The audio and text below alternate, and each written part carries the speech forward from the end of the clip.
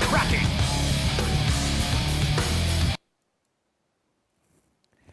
Hello everybody and welcome to the Dota 2 Champions League Season 3. We got another match and it is going to be featuring KIS as well as Team Evil Geniuses. We have, looking at it, we're almost wrapped up already with the D2CL Season 3. The group stage only. Of course, the top 4 of each group moves on into the playoffs. The bottom 4 actually get knocked out. So this is pretty important for Evil Geniuses here because they actually have the rest of the matches left in their specific group all features them. So they have a lot of matches to be played, and winning a game up against KIS, one of the tougher opponents right now, would certainly be putting them in a good position. I believe KIS are currently sitting at second, right behind the Alliance, so they're doing quite well for themselves, but we'll see whether or not Evil Geniuses is able to knock them down a notch. Let's get into the draft, shall we? And I can welcome in my co-caster. This guy's had a long day. Mr. Pitbuckle's going to be joining me. What's going on, buddy? Hey, yeah, I'm doing very, very well. Saturday, you know, having some sun shining in my window still. It's crazy. Usually I'm just having rain. And we've got a great game. EG up against KIS. Man, that's going to be great. And a Treant Protector first pick. Yeah, this is certainly EG. This is absolutely EG style, as well as Universe Batra. It's just shaping up to be crazy good here. Real quick, before we get into the draft, I actually just want to give you guys a heads up. We are going to be doing a double header for KIS today. First is going to be in the Dota 2 Champions League, so we have 2-game series here up against Evil Geniuses, and then after that, we will be moving on into the ESL 1 European qualifier in the semifinals, where KIS will face up against Team Empire. So, KIS, couple of very, very important matches. Again, Evil Geniuses still have a lot of their matches to be played, but I believe this is the last match here for KIS. So if they can take this, they're good. They are set, pretty much guaranteed to be in the top 4. Right now they're sitting at third behind, no, they're still sitting in second, my bad. So if they could take a win off of this, they guarantee themselves top 4 easily. If they lose, I think they'll still be good, but they'll be farther down. And it's important for you to take first or second because first gets yourself immediately into the semifinals, while second gets yourself into the quarterfinals. And if you place third or fourth, you start at the very beginning for the playoffs. So it'd be nice to be able to have that bye. So important match for both teams here. And talk about some of the bans real quick. We got Wiz, Darkseer, Tuskar, as well as the Slark being banned out. You already mentioned the Evil Geniuses ban pickups. Very, very typical EG, while Mirana and Ancient Apparition went the way of KIS. I gotta say, a little bit surprised that Ancient Apparition being so highly valued here, seeing as I feel like he's a support that has dropped off a little bit. Still highly picked, of course, but more in that 3-4 area rather than being picked up so early on. Remaining. Yeah, this is actually a really good point here. And Ancient Apparition doesn't have the best win rate as well. Even though he's so highly valued, and the global presence from his ultimate is sick, but it just sometimes doesn't work because you don't have a reliable stun at all. And even though you have a stun on your lane, sometimes people are just going to run out of the cold feet. And then if it doesn't proc, well, you're going to be in a world of hurt. And, well, so far, you just need a few range heroes in order to really make the hero work. Maybe teams are going to be picking him up more, considering they know they have to pick ranges with him. But I'm not sure. Still, it's a great global presence.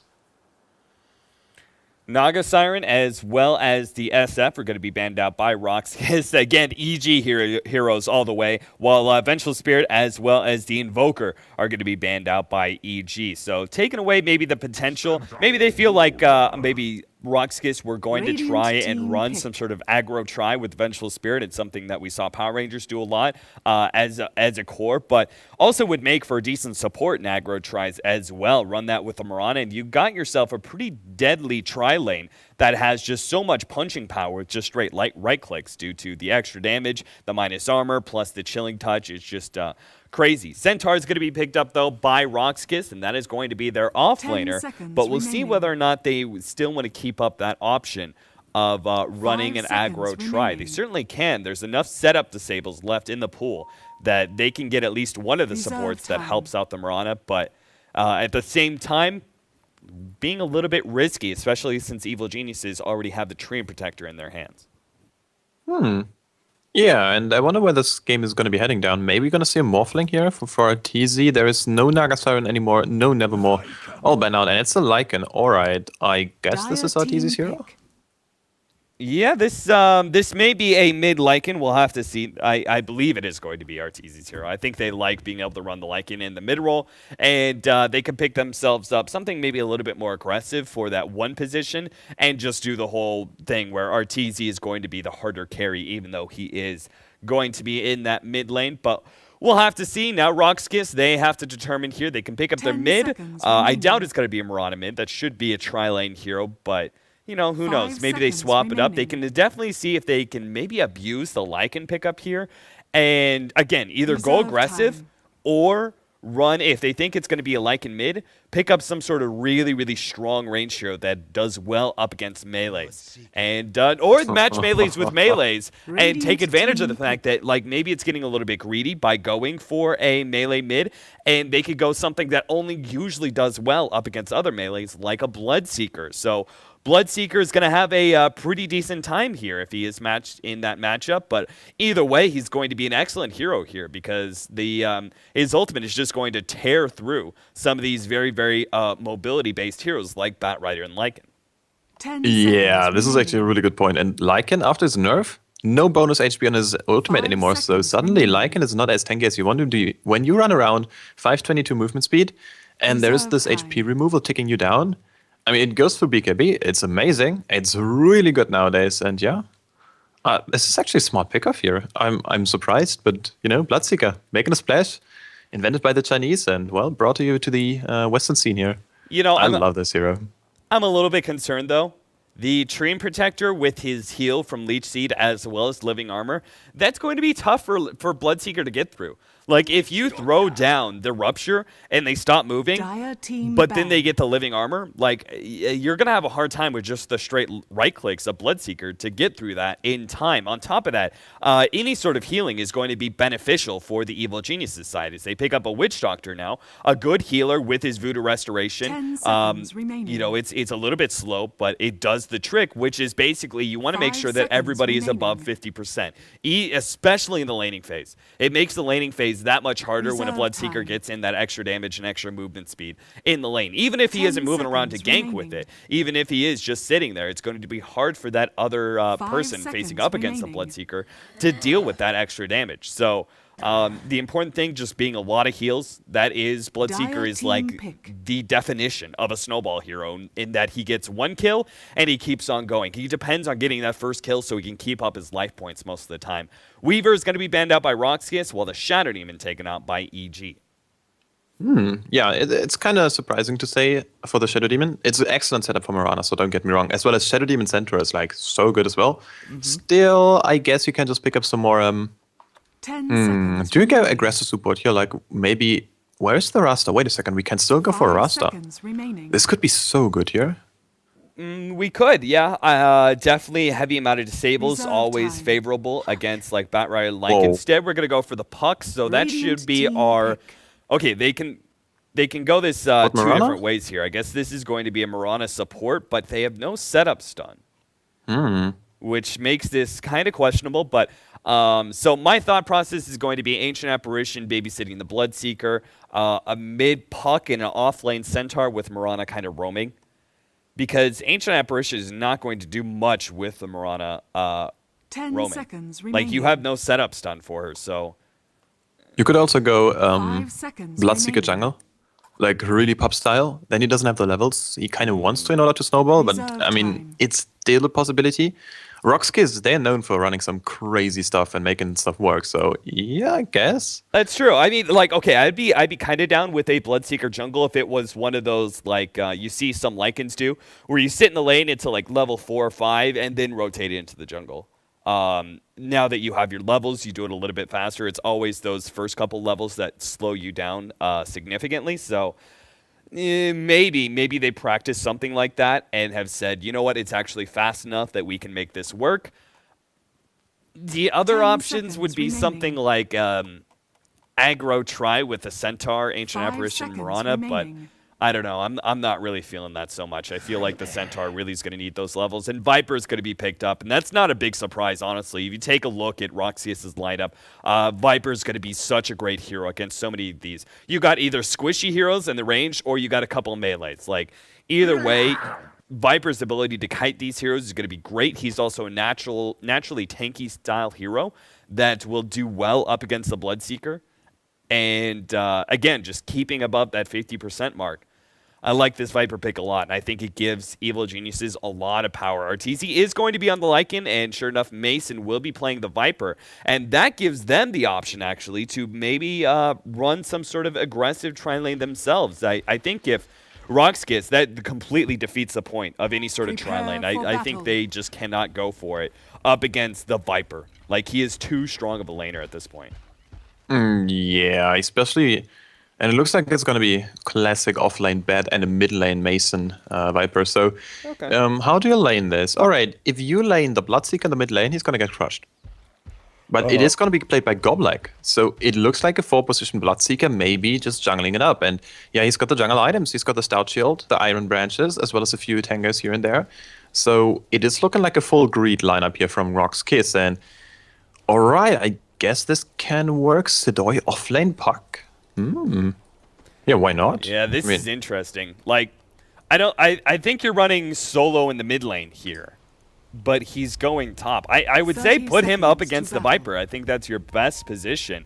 I don't think you run one BZZ playing the Centaur in that mid position because, again, any melee going up against the Viper is going to have a hard time. Yeah, it's going to get crushed. And even though you can level up your return, it is just not going to be out-DPSing any sort of damage from the Viper. And even if you do, the return damage is going to proc the corrosive skin. Yep. And that's like double damage, like right in your face. Oh, I don't know about this one, man. The battle begins. Me neither. It just, yeah, that actually really backfire against you. If you're not doing a significant amount of damage to that Viper, it just means that the Viper will be able to really chase you. Like, your chase is infinitely better when you're constantly getting that slow from corrosive skin, because every single hit procs a return. Every single hit then procs, every return procs a corrosive skin on him, so he just constantly slowed down. Yeah, I'm not really feeling this too much, but they're going to try and start him out at an advantage right now, which is Solo is coming in with the arrow. See whether or not he can land it, though. I'm pretty sure Mason has a good idea what's about to happen, but takes the arrow anyway. He's still pretty tanky, though. This is going to be hard for Centaur to be able to get enough damage. He now throws down the Stomp, but again, the right clicks just are not there. And while Mason will have to blow a significant amount of regen here to get himself back in control of this lane, he's still... Another one? Oh, Jesus. If he had that arrow had landed, that would have been first blood. But Solo, he's just spent 200 mana and a lot of time outside of his lane in order to make that work. Goblik is going to be laning for the time being until Solo comes back. And I think they are going to be doing kind of what I was talking about earlier, which is try and give Goblik a level or two. Universe having to Firefly his way away from Solo, who just now makes his way in. Solo still not having the mana for an arrow, though, so... Isn't going to be trying that one out, just making sure he gets the denies. Sidoi, meanwhile, is going to be in the river, just soaking up some of that experience. Why the hell is Goblik playing carry now? I don't know. I mean... I have no idea. Now Solo is farming. Whoa. Alright. They didn't even give Goblik level 2. I figured, like, level 2, maybe level 3, and then he jungles, but... Right. Well, that's a smart decision. You know, start your Morana off. We're just 2 minutes in the game, so she didn't get...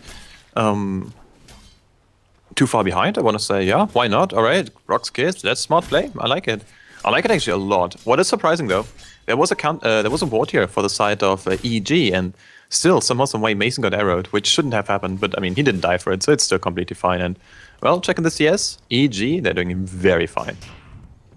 Yeah, Sidoi looks like the only experience he's going to be getting here is just slowly but surely right-clicking down the Ancients. This is a good way for you to get something in your lane while you patiently wait for it to push out a little bit. So this is going to be a smart decision by him. We have illusions being picked up by the Viper, so if you wanted any more possible harassments up against the Centaur, this is it. An illusion rune, perfect rune for 2 minutes in. And while a bottle is being picked up by BZZ, he's still going to have a hard time, and he's going to be forced to bottle crow a lot here. Yeah. Okay, well, okay, you see how this is going, actually? You see this top lane? Yeah, I do. So Goblik's coming back and denying creeps in order to get himself more regen, and then he goes back into the jungle again. This is really weird. That's crazy, dude. I don't know. I'm not sure if I'm digging this. Because you're still leech experience up from Solo, and he was roaming mid, so there was some experience issues coming out anyways. Now Goblek. Okay, so are they pushing now? No, they're pulling.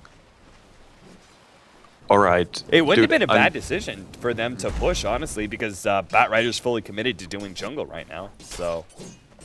And there's a catapult wave coming up anyways. Mm-hmm. So yeah, you could just pull once. Yeah. It is just a centaur camp, honestly. Like, it's pretty easy to kill, so you'll be able to keep most of your creeps in contact, and you'll actually get a bigger wave, possibly. As long as GoBlack doesn't deny too many of them.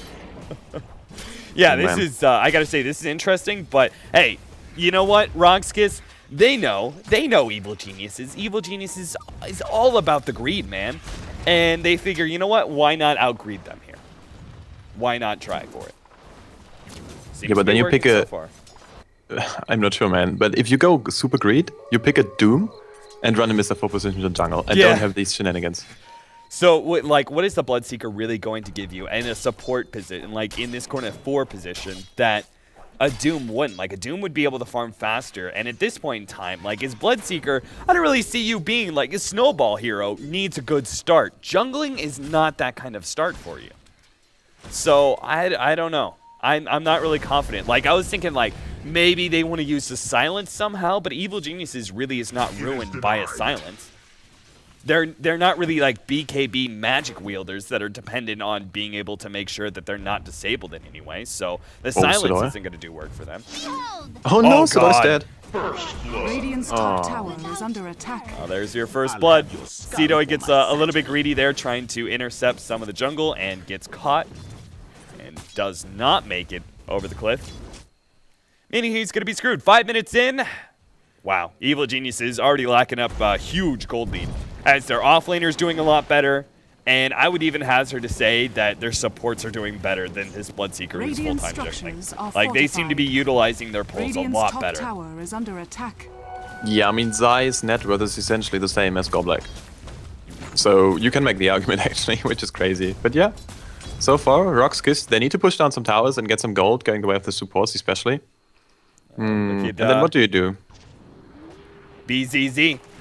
As soon as they see Peter Pandam over here in a bad position, he's going to be coming up with his haste rune, comes in, PPD, he's done for. He can't do anything to stop this. Arrow goes down, chilling touch as well. And a quick, easy kill for Roxkiss that will now turn possibly into a tier 1 tower. Again, Batrider can't really defend this. He's full-time, he's fully committed to his jungle and farming that until he gets a blink. He needs 1 more XP and then he's 6. This could mean there is some shenanigans coming up, like TP top lane and have a Firefly ready and just, you know, ledge someone down and have some rotations coming in, but I don't see this happening at all. Meanwhile, mid lane, Mason, aka the 9 Tentacle Surprise, is just doing some crazy work up here, and he's not leading in net worth, but this is Arteezy, and he's doing a crazy job, and which means there's going to be a mechanism coming up very, very soon, if he even goes for it, because so far Bracer and Wraithband being picked up. So maybe just jumps Aquila, like physical build? Oh, maybe, I guess. Yeah, maybe just some extra kiting, extra movement speed, extra kiting power. Either way, though, he is just crushing his lane. This poor Centaur. He's sitting at 21 CS. It feels like this is an off lane. You know, it feels like this mid position has turned into an off lane, where Centaur is just not really able to get that much. He's suffering. But hey, at least he's getting something, right? At least he'll be able to have a decently timed Blink Dagger, if all goes well. Yeah, but we're 7 minutes in and he's got no gold, so that's a bit of an issue. A bottle, you know? Okay, I guess. Yeah, but Puck is also not doing so hard. He's having more farm, interestingly enough. Yeah, alright, not really, but yeah, you get the drift, right? Yeah, he may be able to save up and get the Blink Dagger before Centaur is able to get his, so... Yeah, I'm not really feeling the love right now, because Evil Geniuses, I think they're going to be able to really punish this draft from Roxkiss fairly soon here, mainly because of the Lycan pickup. Without the Lycan and without the Viper, I would be okay with Roxkiss in the position they are in. But Viper is too aggressive of a hero, and Lycan will punish you off of that aggression.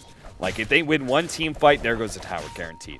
We are going to see Moonlight Shadow and Centaur, as well as the Ancient Apparition, are hunting for the Batrider right now. But unfortunately, they are at the wrong time as Universe is already backed away. They're going to try for a kill in this bottom lane, but they're dealing with 2 big tanks. And again, 2 different healing abilities, Voodoo Restoration as well as Leaf Seed. I think they just got spotted out, it looks Yeah. like. Yeah, there's wolves coming in. Hello, Dire's high bottom five. tower is under Oh, attack. maybe they turn this around here? Cat's going to go out, but it is bouncing to Yol over there. But they're going to have to use the Centaur ultimate in order to escape. And that just means a lot of lost time for their mid. Sure, they survived, but surviving isn't the issue right now. You went for a gank, and it actually completely backfired on you. Yeah. Well, there is at least a Midas now up onto Goblek. So he wants to have some levels up, which is, I want to say, the right call. Because if you want to go greed, you have to go full greed. There is no way you're going to, like, go half greed. So, yeah, just pick up a Midas now and hope Sudoi is going to be having Blink Daggers up with BZZ. So far, still very hard. And, yeah, the push commences. Bottom tier 1 getting chipped down here. And there is even a hole ready to go. And suddenly, this bottom tier 1 is not long for this world. I kind of want to see them like that. I think they have to keep Sidoi here to throw down some orbs, but if some of this pressure is lessened up, I want to see Sidoi either go to the safe lane or go to mid. Right now, Goblek, he's going to get caught in this mid lane, dragged by Universe, and that's going to be a quick, easy kill. He's going to throw down the Rupture on Mason, but it's very obvious that Mason is just going to stand there and keep up the right clicks. So now with the potion, he's going to go up to full health. Tier 1 tower does go down at bottom, and Evil Geniuses taking a very, very early lead. You can also just pop the healing self. That's true. When you're ruptured. Since it's HP removal, it just doesn't remove it. So that's pretty nice. You can just run away, pop the self, and just laugh. Dire's middle tower Yeah. is under And, well, attack. BCC heading back to the mid lane, but what can he really accomplish there? Can he really defend the tower? I guess he can, kinda, but man, this Viper is just paying off big time right now. And now 1.2k gold in the bank account. Soon to be. Maybe a mechanism, maybe not. Well, we're gonna find out very soon here. Maybe just early game items that crush people. Yeah, I do kind of want to see the mech up. Like, I just feel it's just so much worth. We're going to see Mason get surrounded here. Starstorm, now the arrow follow-up. They're using everything, but they can't quite kill him. Now the Centaur ultimate goes off, trying to slow up Mason a little bit more. Couple of right clicks. Solo finally does get it, but it's going to be at the cost of his life as he leaps forward for that one. And both heroes are actually going to go down as Evil Geniuses. They teleport a bunch in and are able to actually secure the kill there. Ancient Apparition throws down an Ice Blast, but it feels like that gank Dire's just middle was tower is not under attack. was not very well thought out, as they were Dire's dealing middle with one of the tower has tankiest heroes fallen. in the game right there.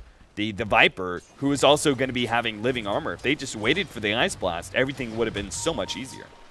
Yep, absolutely, I agree. And there was a casual ultimate thrown out onto RTZ, but I mean, this is the Lycan we're talking about. He's got 1k HP and he's going to be completely fine, even if you silence him up.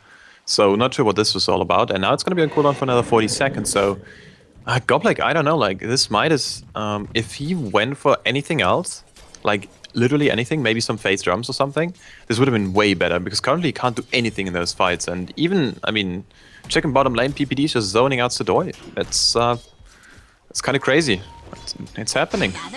Well, they're going to throw down a Dream Coil, see if maybe they can kill Peter here. They're going to get the silence off, the follow-up. Nah, they don't even need the arrow.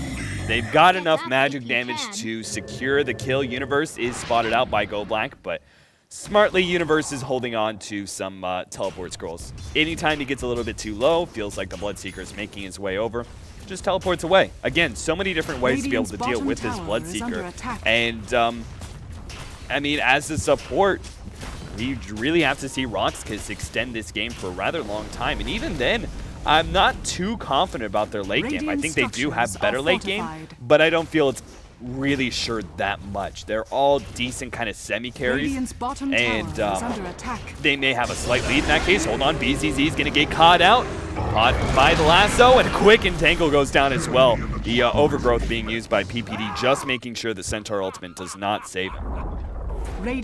Yeah, but it's still a kind of okay-ish trade here for the side of Rocks. So they're taking the tower in the bottom lane, and it was solo picking this one up. And yeah, now suddenly he can actually buy his drums. And speaking of drums, Viper also went for the Aquila drums. So I didn't see this build, but it's very effective so far. I mean, you have a bit more HP, a bit more mana regeneration especially, and a lot more damage.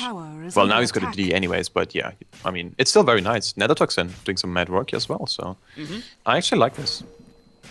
Yeah, this is, sorry, the lights just currently went out in the studio. I think somebody thinks that nobody is here. It's a dark room. They're like, nobody's working on the weekend. Just I mean, it's shut Saturday, off right? these lights. No. Join Dota is always working on the weekend. Always. 24/7, bros. Always. You know, you're in Germany. You Radiant's should open up a middle beer. tower is under attack. It's 18 CET, man. This is a wonderful time. You know, Have some cold I'm not beverage. much of a beer drinker. So What? I know, I moved to Can't the live wrong in country. Germany. I'm sorry. I moved to the wrong country. Goodness. I Radiant's know. bottom tower It's, is under Cap, attack. Cap, come on. I've gotten enough shit for that in my life, being in the Marine Corps. Hey, let's go out, let's go drinking. I mean, I'll join you guys, but I'll be the designated driver. I don't really drink that much in general. Well, I like you. Dire's top tower is under attack. Thank you. Everyone knows the guy, like. Exactly. Everybody's like it's a good thing being the designated driver. Yeah, but sure. everybody invites you then at that point. They're like, oh, that means I can drink. Bottom lane, though. We're going to have Arteezy being gone on. He can't run anywhere due to the rupture. Goblik should be able to finish him off, but no. He gets caught out by the lasso, and that means Goblik will be able to pick up the kill right before Arteezy stopped his teleport in order to try and fight. But one hit was all it took there. At the same time, this top lane, they did see them trying to go in on Sidoi here, but easily dodging the cast. Whoa. And also has the blink. Long-range cask there. That Holy was smokes. a long-range one. Yeah, and now in typical universe fashion, we see a Mass of Madness instead of a 4-star. This is just, I don't know, EG, man. What you guys doing? Yeah, this is kind of weird. Is it Against because the of rupture? Is it because of the rupture? I guess. Like I would figure, like he can't, like none of his top normal tower items is are going to be under that attack. effective, right? So Force Staff, Mask of Madness, BKB, like those 3 items that a Batrider picks up after his blink are not going to do much up against a rupture, right? You move, you're still taking damage. You Force Staff, you're still taking damage. And if you BKB, it's HP removal. So, again, you're still taking damage. So, I'm not sure why he chooses to go Mask of Madness specifically over the Force Staff. It's not any more Just go effective. Dagon. Just kill stuff. No, seriously, I have no idea. Yeah, I'm not entirely sure. Zai is going to be invised up. This is one of the useful things. I've yet to see many teams use Treant Protector's Invis that well, despite the fact that it's actually really, really effective if you think about it. But we see them trying to scout out a little bit with Zai, but he's not going to find anything. Arteezy continues the farm in the middle lane, while Solo does the same at bottom. Yeah, Fnatic's Fly sometimes likes to just be a living ward in the enemy jungle and have some sort of global threat coming in, but yeah, you're kind of right. It is kind of overlooked. And most teams don't even skill it up, and that's classic PPD. 2 points up in the lead sheet is all you kind of need for your early game power. Living armor way too strong, you can't just forgo the skill, and then, well, you have an Nature's Guise, 1 value point, and you're kind of good to go. And it doesn't cost too much mana anyways, so yeah, just pop it in those fights. But at the same time, well, Arteezy, he's going to be taking down the Roshan, and there is absolutely nothing they can do, and we're going to be seeing the new Rosh timer, which is completely crazy. Yeah, this, it's weird. All right. It's weird. At least, okay, it solves one of the big things that I complained about. Hold on. Yo may get caught here. He's got the rest of his team backing him up, though, so he'll be fine. The one thing, though, the biggest complaint I had, Dire's top tower Arteezy is apparently under using his full attack. form. The biggest complaint I had was the fact that if I didn't see the timer pop up, and we were still on the first timer, and I didn't see the exact timer pop up, I had no idea when Roshan was going to spawn. Right, because I had to wait for the next timer to see whether it was a short Roshan or a bit long Roshan. So now that does kind of clear things up. Sidoi looks like he got caught out by the Batrider. I have still no idea how the second timer is being displayed, because currently we have like this small glimpse of light at the 8-minute mark, which would be the exact same like in the last one, and then we don't have the second one. Anyways, well, Goblik is gonna get destroyed here. Okay, there's a cast, even the ultimate being deployed. The tentacle surprise gonna eat this one, and oh, Zai, maybe it's Here gonna be comes turned the around Ice here. Blast, but he's still taking all that Witch Doctor damage. He's gonna be able to get back and will be able to keep himself alive thanks to a mech. BZZ does land a stomp here, but now he's being slowed up, kited around, and gets surrounded by Arteezy and all his pets. Here comes the puck, though. Mason's still alive, and he's gonna be able to turn around and fight this thanks to that living armor. Solo comes back in if he can get another Starfall, but doesn't go for it. Arteezy still being held up, and Mason was low, but Solo figures it's not going to be enough, and they may actually be able to get this kill. Arteezy pops the ultimate form just to be able to get it, leap away, and leaves for Arteezy. Forced out a little bit off of that one. Another arrow goes down, but Arteezy will be fine to dodge it. So another great fight there for Evil Geniuses. Yep, that was surprising. I didn't thought Arteezy would just chase, and we can see the damage coming up from him. Oh, Ice Blast. And do they have follow-up? Sidoi, yeah, blinks in, and here we go, TP out from Arteezy, but he's gonna Shadow maybe. Nope, he won't. Damn those teleports, man. They're just, every single time, they can't go anywhere. TP scroll good item, man. TP scroll good item. And Indeed. what is there to cancel, really? Centaur Stomp, the arrow, and yeah, Dream Coil. Alright, I guess. Yeah, so we got, well, I mean, 3 different stuns. Like, your supports don't have any stuns. That's the big issue. Go Black as well as the Ancient Apparition. You went greedy like that, sure, but at least have us disable on one of your supports. Looks like Solo was able to pick off PPDs, so hey, that was a nice like arrow. landed an arrow, so cool. Yeah, really good stuff here coming up from Solo. And so far, well, his arrows, yeah, he's kind of looking good, but can he really carry his team? Mirana, not the best late game carry at all. Especially not against the Lycan, who's just going to run rampant right after he finishes up another item. It doesn't matter which item is, I feel like. He can just go Basher. He could go BKB, which is kind of negated by the Bloodseeker anyways. Speaking of Bloodseeker, I think he is like on a scale from 1 to Dota 2, quite dead. Oh, yeah. 1 to Dota 2. Is Dota 2 dead game, or is one dead game? No, it's actually Goblik is dead. Like, you know. Nah. I'm just having some fun sometimes, you know. Yeah, sorry guys, camera work. I was actually trying to talk to Toby here because if the lights are off, it most likely means the alarm is on. Meaning I can't actually leave the studio. Oh, so I was like, I may need you to come help release me. Oh, hey, purple teleports. Sweet. Yeah. Teleported in. He came in style. Purple. Damn, whoa, they're going to jump in. Here comes the Ice Blast as well. Do they actually have enough damage, though? He has an Aegis, even if he does go down low enough. Look at him. He's still at half health. This guy's a beast. Now the Centaur Ultimate's going to go off. He needs to be able to get off the blink. He doesn't get it in time. Centaur Ultimate does not last long enough. Now he gets a stomp. He's going to juke himself into the trees. Doesn't go for the kill here. He knows the Aegis is up. Maybe he doesn't want to risk it. Solo's still able to pick up the kill. And now, well, Solo's going to get caught. Flame Break is going to be good enough. And will keep up here, the Mask of Madness, helping Universe out, get that take damage. BZZ will be able to walk away. At the same time, looks like there was another engagement in middle, where Puck was able to kill the Witch Doctor, but Viper got Goldblack's Bloodseeker. Yeah, that was crazy. Anyways, Mason is now going to be heading down for a Lincoln Sphere, so he's having none of this shenanigans with like a mechanism. I mean, who needs healings when you actually kill people, right? I mean, that's a very easy equation. So yeah, he's going for the Lincoln Sphere. You can just go rampant, and there is pretty much... Actually, there is a cold feed, and everything else is way too valuable. So yeah, you can't get ruptured. I mean, I don't know. I don't like it. Arteezy is going to get ruptured anyways, most likely. Yeah. What do you think about the Witch Doctor, though? And he is not going for a BKB. He is maxed out and getting a really fast Aghanims. So as much damage as humanly possible. This guy is delivering always. Whenever I see him on his Witch Doctor, he's always delivering some crazy ults, even without a BKB. Like, he's just standing there, making some plays, and being very happy. Arteezy able to dodge the stomp there. BZZ's going to get caught out, and Folk is down. The cast is still bouncing around. Now the Overgrowth goes down as well. Next up is going to be Yo. Arteezy focuses him down. Solo's next. He's already been slowed up by the Viper, and will be able to chase him into the fountain. I think they got this kill. Solo, he no longer has a leap, and 1 critical is all it takes coming out from that wolf bite. 4 heroes go down in exchange for nothing. Like, Evil Genius has hardly lost any damage or any health there. And, nothing. Take a tier 2 now, move on to tier 3. Sure enough, the healing's too much, and the Bloodseeker support not really working out so well for them.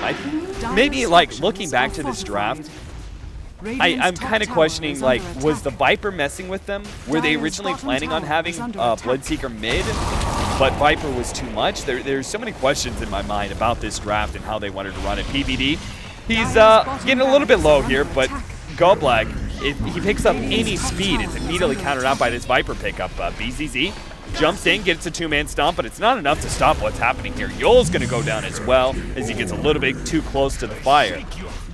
And this is brutal. Yeah, Rock's Kiss, they might as well call GG, sure enough. Yol's going to tap out. And EG are playing on 230 ping on PPD. Yeah. 260 on Universe. This just gets way scarier in the next game. Like, way scarier. Yeah, I forgot to mention, Evil Geniuses, because they came in, they replaced Cloud9.